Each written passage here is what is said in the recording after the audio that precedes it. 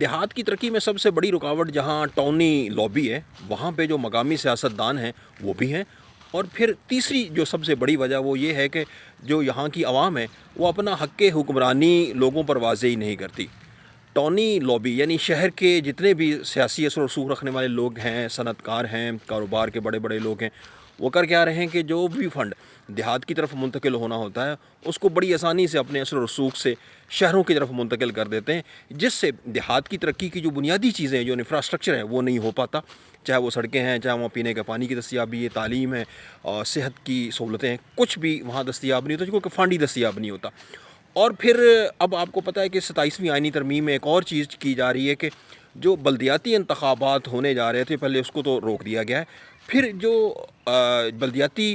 لوگوں کی جو ذمہ داریاں تھیں یا ان کے اختیارات تھے ان کو بھی کم کرنے کی باتیں سامنے آ رہی ہیں۔ یعنی آئین کا آرٹیکل 140 جو یہ کہتا ہے کہ مقامی حکومتیں بنائی جائیں اور جو طاقت ہے، اختیارات ہیں اور فنڈ ہے وہ مقامی سطح پر یعنی یونین کونسل لیول تک اس کو منتقل کیا جائے۔ اب اس میں امینڈمنٹ کر کے سول مجسٹریٹ کی جو نظام ہے اس کو پھر سے لانے کی کوشش کی جا رہی ہے، اور پھر جو NFC ایوارڈ ہے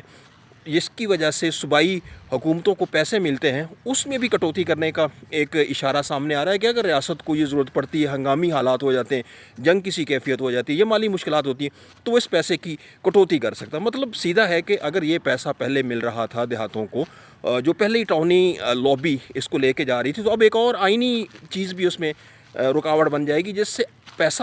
نچلی سطح تک منتقل نہیں ہو پائے گا۔ تو اس طرح سے جو دیہات ہیں نہ صرف ان کو نقصان پہنچایا جا رہا ہے ان کے فنڈ کو منتقل کر کے، بلکہ اب آئین کے اندر بھی اگر یہ تبدیلی کر دی جاتی ہے تو ظاہر ہے پھر تعلیم، صحت اور جو مقامی صفائی ستھرائی کے لیے جو فنڈ دستیاب ہوتا ہے ان علاقوں کو، وہ بھی ان کے ہاتھ میں نہیں ہوگا، اور پھر ایک بڑا سلسلہ شروع ہو جائے گا کہ وہ پہلے شہروں کے اندر جائیں گے، وہاں سے اپنی کمپلین کریں گے، پھر وہاں سے جواب آئے گا، جس کے نتیجے میں جو پہلے سے مشکل صورتحال ہے اس میں مزید اضافہ ہوگا۔ اس ساری صورتحال میں آپ کے جو عوامی نمائندے ہیں وہ بالکل خاموش ہیں، شاید ان کو اندازہ ہی نہیں ہے، یا شاید ان کے اوپر اثر بھی نہیں ہے، یا ان پر دباؤ بھی نہیں ہے کہ وہ ان کو ووٹ لینا ہے یا وہ ان کے پاس آنا ہے دیہاتوں کے اندر۔ اب شہر چیچا وطنی کے اندر اب اس وقت انتخاب ہو رہے ہیں تو وہ شہر چیچا وطنی سے ہی باہر نہیں نکل پا رہے، بلکہ حلقہ PP 203 کا آدھا علاقہ دیہات کے اندر آتا ہے۔ تو یوں کہ جو ٹاؤنی لابی ہے اور سیاستدان مل کر دیہاتوں کی ترقی میں سب سے بڑی رکاوٹ ہیں۔